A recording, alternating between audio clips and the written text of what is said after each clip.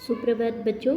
आज हम कक्षा 7 के भूगोल विषय का पाठ 6 प्राकृतिक वनस्पति एवं वन्य जीवन का पहला प्रकरण वनस्पतियों के प्रकार के बारे में पढ़ेंगे। तो चलिए करते हैं पाठ को शुरू। पाठ 6 प्राकृतिक वनस्पति एवं वन्य जीवन। सलीमा अपने ग्रीष्म शिविर से बहुत उत्साहित थी। अपने सहपाठियों के साथ वह हिमाचल प्रदेश में मनाली देखने गई थी। कहाँ गई? मनाली। हिमाचल प्रदेश की पहाड़ियों में स्थित मनाली एक खूबसूरत स्थान है। उसे सब स्मरण था कि बस जैसे जैसे चढ़ाई पर जा रही थी वह स्थलाकृति एवं प्राकृतिक वनस्पति के बदलते रूपों को देखकर कितनी हैरान हो रही थी। यानी कि जैसे पृथ्वी से हम जैसे जैसे ऊपर की ओर जाते हैं तो वहाँ की स्थलाकृति, वहाँ की वनस्पति है वो बदलती रहती है, उनमें अंतर आता रहता है। तो गिरिपाद में स्थित, अब देखो कि गिरिपाद क्या होता है। तो जैसे मानो ये पहाड़ है और इसके जो ये नीचे का हिस्सा है जहाँ से हम यूँ चढ़ना, ऊपर की ओर चढ़ना शुरू करते हैं, तो इसे गिरिपाद कहते हैं। तो गिरिपाद में स्थित साल और सागवान के घने वन धीरे धीरे अदृश्य हो गए और पर्वत की ढलानों पर पतली नुकीली पत्तियों तथा शंक्वाकार वितान लंबे वृक्ष दिखने लगे।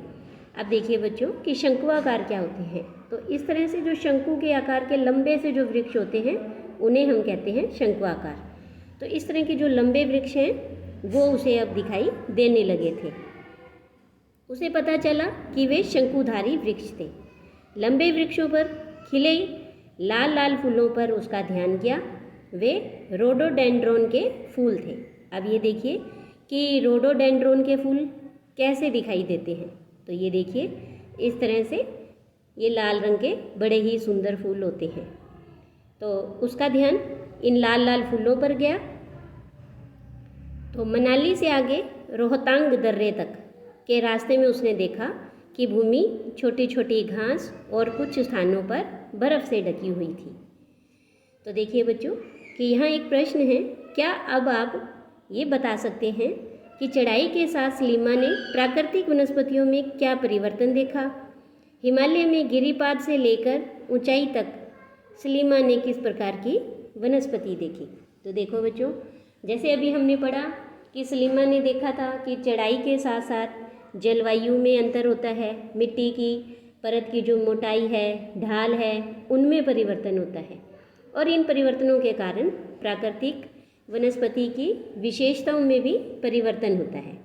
उसने ये देखा था कि गिरिपाद में जो साल और सागवान के वृक्ष थे वो अब धीरे धीरे ख़त्म हो गए थे और जैसे जैसे वो ऊंचाई की तरफ जा रही थी तो वहाँ उसने पर्वतों की ढलानों पर नुकीली पत्तियों वाले और शंकुधारी वृक्ष दिखाई दे रहे थे। इसके बाद देखिए कि सलीमा के अवलोकन से हम अनुमान लगा सकते हैं कि स्थल की ऊंचाई और वनस्पति की विशेषताएं एक दूसरे से संबंधित हैं। यानी कि जैसे जैसे हम स्थल से ऊंचाई की तरफ जाते हैं तो वनस्पति में विभिन्नताएं आती हैं और इन सब का आपस में संबंध होता है। ये एक दूसरे से संबंधित होते हैं। कैसे? कि ऊंचाई में परिवर्तन के साथ साथ जलवायु में भी परिवर्तन होता है और इसी के कारण प्राकृतिक वनस्पति में भी बदलाव आता है और वनस्पति की वृद्धि तापमान पर और नमी पर निर्भर करती है और इसके अलावा यह ढाल और मिट्टी की परत की मोटाई जैसे कारकों पर भी निर्भर करती है। यानी कि ऐसे कौन कौन से घटक हैं जिनके कारण ये प्राकृतिक वनस्पति की सघनता और प्रकार में भी परिवर्तन आता है। तो ये घटक हैं तापमान, नमी यानी वर्षा की मात्रा और पर्वतीय ढलान यानी भूमि की ढलान है वो, जैसे पहाड़ हैं, पठार हैं या मैदानी समतल भूमि है, इस तरह से तो उसकी मिट्टी की ढाल और मिट्टी की परत की मोटाई ऐसे कारकों पर निर्भर करती है। तो इस तरह से हम आमतौर पर प्राकृतिक वनस्पति को निम्न 3 मुख्य श्रेणियों में वर्गीकृत कर सकते हैं। तो जैसे सबसे पहले है वन। तो जैसे इन प्राकृतिक वनस्पति का एक प्रकार हमने देखा अभी वन, और ऐसे ही दूसरा है घास स्थल और तीसरा कांटेदार झाड़ियाँ। तो सबसे पहले हम देखते हैं वन के बारे में। जो वृक्षों के लिए उपयुक्त तापमान और परिपूर्ण वर्षा वाले क्षेत्रों में उगते हैं, इन कारकों के आधार पर सघन और खुले वन विकसित होते हैं। यानी हम ऐसे कह सकते हैं कि पृथ्वी के जिस स्थल पर जैसा तापमान होगा, जैसी वर्षा होगी, वहाँ उसी प्रकार के वनस्पति पाई जाएंगी, उसी प्रकार के वन होंगे, वैसे ही वृक्ष होंगे। और इन वृक्षों को हम आगे फिर कई भागों में बांट सकते हैं। तो जैसे कि देखिए, ये उष्णकटिबंधीय सदाबहार वन, उष्णकटिबंधीय पर्णपाती वन, शीतोष्ण सदाबहार वन, शीतोष्ण पर्णपाती वन, और यहाँ पर है ये शंकुधारी वन, जो कि इस लीमा ने ऊंचाई पर जाते समय देखे थे। और ये हिम आच्छादित शंकुधारी वन, यानी जिन पर ये बर्फ़ ऐसे आपको दिखाई दे रही है, गिरी हुई है। तो ये हैं आगे वनों के कई प्रकार, जिनके बारे में विस्तार से हम आगे की वीडियो में पढ़ेंगे। इसके बाद देखिए कि प्राकृतिक वनस्पति का जो दूसरा प्रकार है वो है घास, जो मध्यम वर्षा वाले क्षेत्र में विकसित होती हैं। यानी जहाँ वर्षा है वो मध्यम होती है, ना बहुत कम और ना बहुत अधिक। और इसे भी हम दो भागों में बांट सकते हैं। तो शीतोष्ण कटिबंधीय घास स्थल और उष्ण कटिबंधीय घास स्थल, इसे भी हम दो भागों में बांटते हैं। इसके बाद प्राकृतिक वनस्पति का तीसरा प्रकार है कांटेदार झाड़ियाँ। और ये जो कांटेदार झाड़ और झाड़ियाँ हैं वो केवल शुष्क क्षेत्रों में, यानी सूखे क्षेत्रों में ही पैदा होते हैं। तो ये देखिए कि आपको यहाँ दो चित्र दिखाई दे रहे हैं। ये है घास स्थल और ये कांटेदार झाड़ियाँ, जो कि ज़्यादातर सूखे या रेगिस्तानी इलाकों में पाए जाते हैं। इसके बाद देखिए कि जो सलीमा है वो हिमालय की यात्रा का अपना यह अनुभव अपने पिता को बता रही थी। और उसके पिता विश्व के विभिन्न स्थानों पर जा चुके थे। उन्होंने सलीमा को विभिन्न महाद्वीपों के विभिन्न भागों में पाई जाने वाली विविध प्रकार की वनस्पतियों के बारे में भी बताया। उन्होंने उपध्रुवीय प्रदेशों में, अब ये देखिए कि उपध्रुवीय प्रदेश कौन से होते हैं। तो बच्चों, आपको याद होगा हमने कक्षा 6 में अध्याय 2 में कटिबंध के बारे में पढ़ा था। तो चलिए उसे एक बार थोड़ा सा हम और दोबारा ध्यान से देख लेते हैं। जैसे देखिए कि ये हमारी पृथ्वी है और इसके बिल्कुल मध्य में स्थित है ये 0 डिग्री अक्षांश रेखा, जिसे हम भूमध्य रेखा या विषुवत रेखा भी कहते हैं। और इसके ये उत्तर में उत्तरी गोलार्ध है और दक्षिण में ये दक्षिणी गोलार्ध है, आपको याद होगा। और 0 डिग्री भूमध्य रेखा से 23.5 डिग्री उत्तरी अक्षांश की तरफ ये कर्क रेखा है, जो आपको यहाँ दिखाई दे रही है। और 23.5 डिग्री दक्षिणी अक्षांश पर ये यहाँ पर ये मकर रेखा है, हमने ये भी देखा था।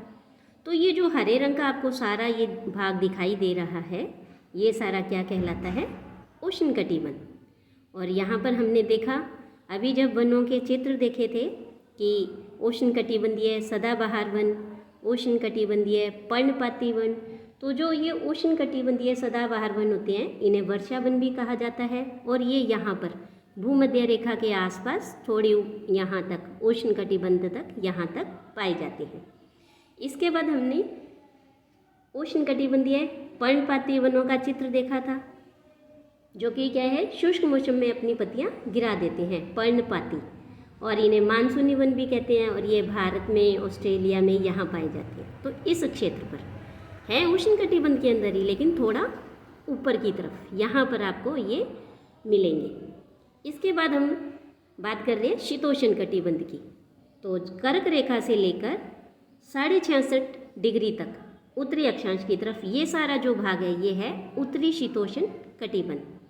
और ऐसे ही बिल्कुल नीचे की तरफ मकर रेखा से 66.5 दक्षिणी अक्षांश की तरफ जो ये वाला भाग है सारा, ये है दक्षिणी शीतोष्ण कटिबंध। फिर ऐसे ही हमने शीतोष्ण सदाबहार वन देखे थे, शीतोष्ण पर्णपाती वन देखे, उनके चित्र देखे थे। तो जो ये वन है ये इधर यहाँ मध्य अक्षांश पर यहाँ पर पाए जाते हैं। और ऐसे ही यहाँ भी ये पाए जाएंगे। सदाबहार वन।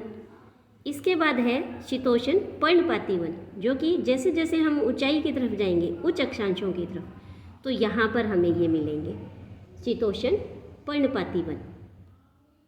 और इससे ऊपर जाने पर लगभग यहाँ से 50 डिग्री उत्तरी अक्षांश से 70 डिग्री उत्तरी अक्षांश तक हमें यहाँ शंकुधारी वन यहाँ पर मिलेंगे। तो इस तरह से जो ये वनों के प्रकार हैं, इनके बारे में हम विस्तार से आगे की वीडियो में देखेंगे। तो ये उसके सलीमा के पिताजी ने उसे क्या बताया कि उपध्रुवीय प्रदेशों में शंकुधारी वन होते हैं, रेगिस्तान में कांटेदार झाड़ियाँ, आर्द्र प्रदेशों में घने उष्णकटिबंधीय दृढ़ काष्ठ वनों के बारे में कई जानकारियाँ भी दी। अब सलीमा क्या समझी कि वह समझ गई थी कि हिमालय के क्षेत्रों में लगभग सभी प्रकार की वनस्पतियाँ पाई जाती हैं, जो भूमध्य रेखा से ध्रुव की ओर जाने पर मिलती है। जैसे जैसे हम ऊपर की ओर ध्रुव की तरफ और भूमध्य रेखा से दक्षिण की तरफ जाएंगे, वहाँ सभी प्रकार की वनस्पतियाँ मिलेंगी। तो प्राकृतिक वनस्पतियों के प्रकार में बदलाव का जो मुख्य कारण है वो है जलवायु का बदलाव, यानी कि जलवायु में परिवर्तन होने से ही वनस्पतियों में परिवर्तन होता है। और आइए हम विश्व की विभिन्न प्रकार की प्राकृतिक वनस्पतियों और उनके गुण, वहाँ प्रवास करने वाले वन्य जीवों की जानकारी प्राप्त करेंगे। तो इन सब के बारे में हम जो जानकारी है वो आगे की वीडियो में प्राप्त करेंगे। अभी के लिए इतना ही। धन्यवाद।